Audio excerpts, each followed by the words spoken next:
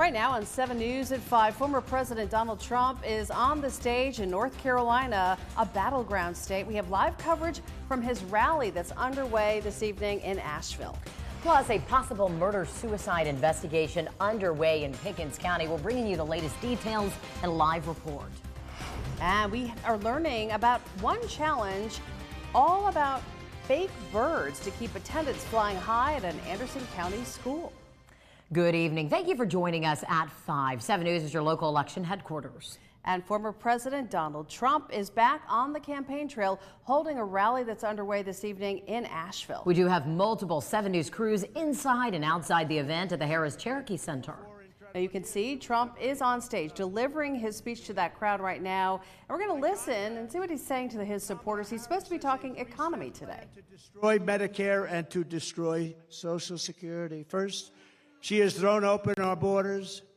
You know what that's going to do. They're all signing up. Oh, congratulations. They'll be all signing up right next to you. But she's opened up our borders. Think of it. Again, I believe it's 20 million people, but I think it's probably much more with the gotaways. And you know what a gotaway is, right? Remember I had remain in Mexico policy. You think that was easy to get from Mexico? What I had to do to them. And I had remain in Mexico. They ended it immediately. They thought it was unfair to Mexico. Can you believe that? Mexico's like it's like a railroad track coming into our country. They thought it was unfair. It's not unfair. But Mexico agreed to it. Remain in Mexico, and they ended it very early. They ended it almost immediately. Second, she's flooding our country with millions and millions of low-wage migrants and giving them welfare, free health care, food stamps, public benefits. And third, she's giving them what our military vets don't get. They're sleeping on a street in freezing or very hot weather. And illegal immigrants that came in so illegally and don't speak a word of English are living in some of the most luxurious hotels in the world. It's incredible. You see that. You've been seeing the stories. They're living in hotels. They're taking, right, front row Joes. They're taking some of the best hotels because the government pays more than they can get from wealthy customers. So they say, well, I don't know about this. I think we'll take the illegal immigrant. We're going to get more money from the U.S. government than some rich guy coming in from Argentina. And third, she wants to make them all citizens, dumping them into Medicare and Social Security until those programs buckle and collapse. And that's what's going to happen. Under them, Social Security, Medicare, and other programs will collapse. No country can sustain what's happening right now. The millions of illegal aliens pouring into our country under a border, Azar, Harris, are coming from all sorts of places, from countries unknown, literally from countries unknown. And they, as I said, they're coming in from prisons and from mental institutions, and they're coming in as terrorists. We have more terrorists living in our country right now, and nothing good is going to happen from this. And now it's getting more and more violent. Just pick up the newspapers, turn on your television. People stabbed. A woman yesterday raped in New York, raped viciously. And when they said she was raped, you know what she said? They weren't trying to rape me. They were trying to kill me. They were trying to kill her. And he was a gentleman from a certain country I won't mention, happened to be in South America. But it's not South America. It's all over the world that they're coming in. It's not South America. They're coming from all over the world. Just this week in Coney Island, Kamala had two, think of this one, migrants. They came in, the Kamala, we call them the Kamala migrants, and they were arrested for rape of a 46-year-old woman, and it was a rough situation. There were 4 or 5 other situations over the last couple of days. Rape and murder, rape and beating, rape and something else, and sometimes just immediate killing. These people are brutal.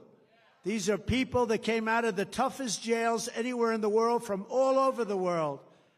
And we can't take them. No country can sustain it. No country. All right, if you'd like to continue listening to former President Donald Trump, he is on the stage. We gave you a little flavor of what he's talking about this evening. It's streaming live right now on WSPA.com. And also you can tune in there to watch the entire speech if you don't have time to watch now, maybe later tonight. Well, you saw inside that rally. Our Taylor Farmer is live outside of the Harris Cherokee Center. She has more on the crowd that started gathering very early this morning. Taylor, hey. Hey, Taylor and Amy, that's right. There are still large crowds out here in Asheville, but earlier today, thousands of voters lined the streets, all waiting to hear from former President Donald Trump. We want Trump! We want Trump! Fight, fight, fight! Flags were flying everywhere in Asheville, many that read Save America, as former President Donald Trump made a stop in the battleground state. He is the king. He's the only one that can fix the mess we're in. He's the only one on the planet. He has such fortitude and strength. I just can't believe he gets back up after getting hit with a bullet and puts his fist up. Who would do that? Thousands of people waited in line for several hours. Some tell us they lined up around 6 a.m. Many of those voters say they believe former President Trump's the only hope for restoring the nation. And I think it's important that everybody gets out and supports President Trump. We do not get our arms around what's going on right now at our southern border. We no longer have a country. We're going to be in a lot of trouble. Yes. So I don't think we could ever pull out of it. Not everyone who attended the rally was there to support the former president, as some wore clown costumes and others walked around with Harris wall signs telling us that Vice President Harris is their pick come November. I'm voting for Vice President Harris. Okay, why are you voting for her? Yeah, well, one, I always vote Democrat, but two, I'm very anti-Trump. I think he is definitely about taking away our freedoms. Trump supporters say they feel quite the opposite about voting Harris as president. If she gets in, we are through. I'm moving out of the country. I'm going to find a piece of land in Sicily and go build on it. For those who came to rally with the former president, Trump 2024! Their message was clear. I want to see Trump because his energy, his personality. He got a great, sweet personality, and he's a believer in God, and I believe he'll make America great again. Former President Trump won North Carolina by a very small margin in 2020. In a purple state, his rally is very important for the election in November. Live in Asheville, Taylor Farmer, 7 News. Taylor, thank you. And North Carolina Democrats are getting ready for Vice President Kamala Harris to be in the state later this week. North Carolina Democrats were among the first to pledge their support to Harris just hours after President Biden got out of the race.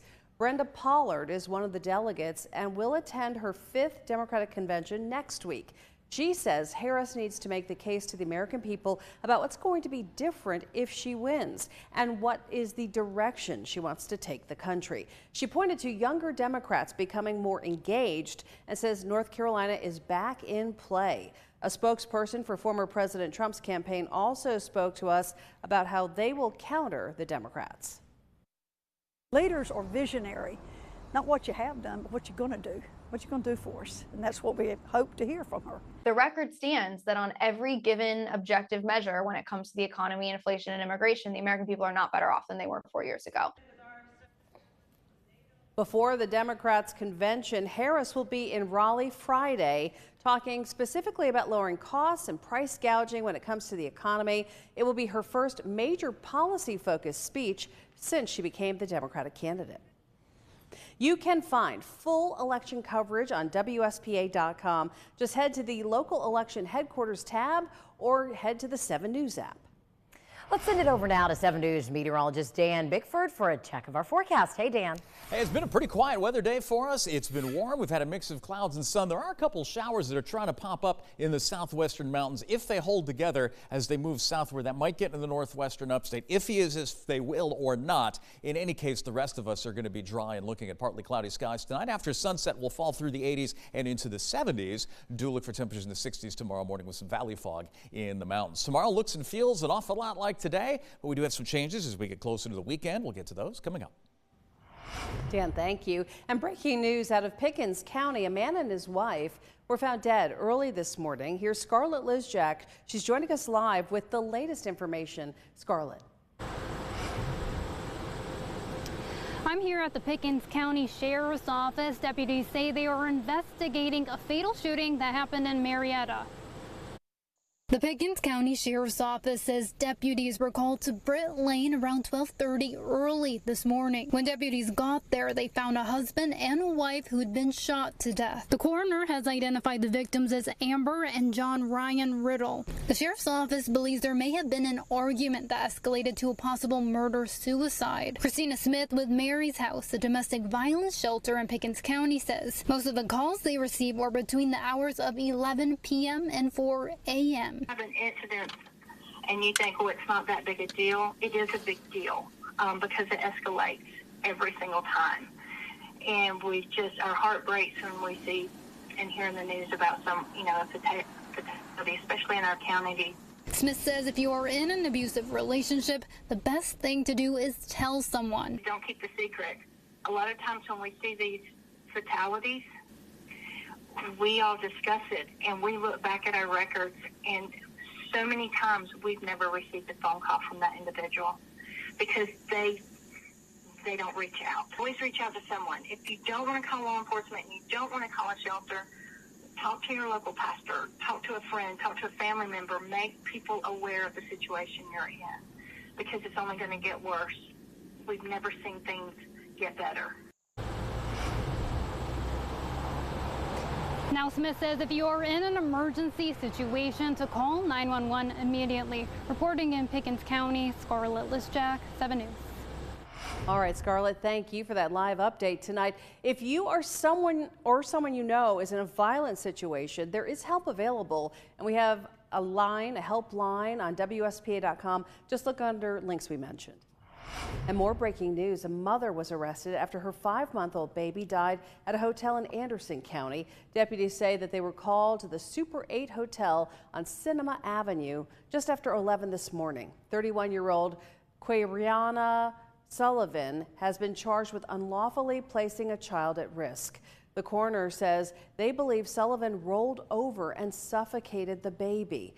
Deputies say drugs were found in Sullivan's system. We're told more charges could be pending.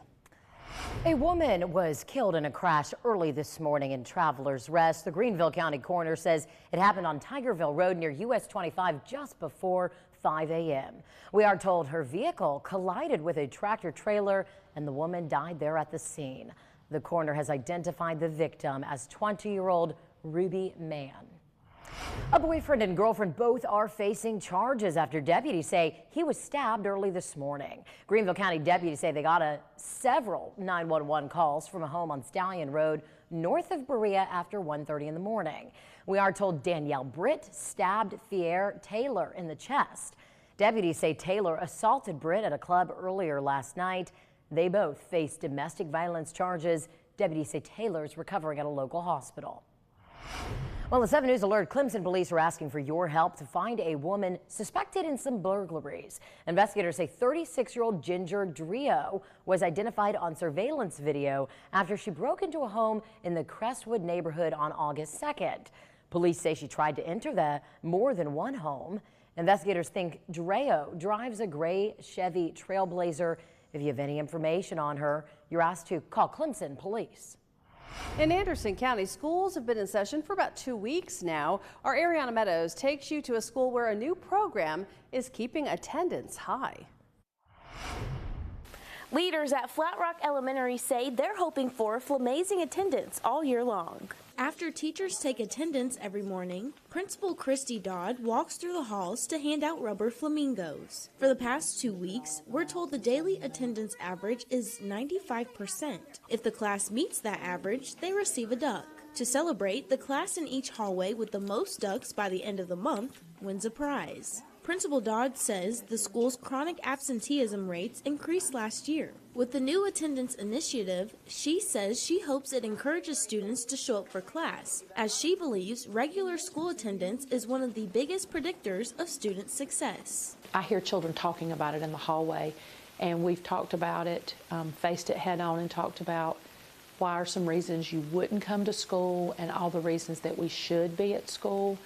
And it's become conversation for our students, not just the grown-ups in the building. Principal Dodd says Flat Rock Elementary is committed to the challenge for the rest of the year and plans to continue with it in the future. In Anderson County, Ariana Meadows, 7 News. It's a pretty cool idea. School officials say they've also incorporated new English language arts standards from the State Department of Education. Coming up on 7 News at 5, rising tension in the Middle East. We have the latest on talks involving ceasefire and hostage release negotiations.